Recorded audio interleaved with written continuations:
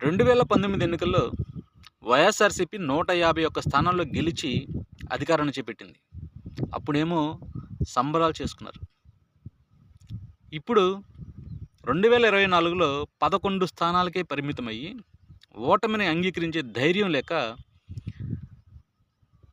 Telugu Desam, BJP, Janasena పార్టీలు EVM tampering చేసి, cheat చేసి అధికారంలోకి వచ్చాయని చెప్పని చాలా బలంగా చెప్పే ప్రయత్నం చేస్తున్నారు. భారీగా అప్పులు చేశాం, విచ్చలవిడిగా డబ్బులు పంచాం కాబట్టి గెలిచేస్తాం అనుకుంటే అది పొరపాటు. మాకు కావాల్సింది మీరిచ్చే చిల్లర కాదు, అభివృద్ధి కావాలని ప్రజలు క్లియర్గా ఈ ఎన్నికల్లో తీర్పునిచ్చారు. వైఎస్ జగన్మోహన్ రెడ్డి తన అసమర్థతను కప్పిపుచ్చుకోవడానికి ఈవీఎం ట్యాంపరింగ్స్ అంటూ కొత్త నాటకాలు ఆడుతూ ఉన్నాడు. దీన్ని ప్రజలు నమ్మే పరిస్థితులు లేరు.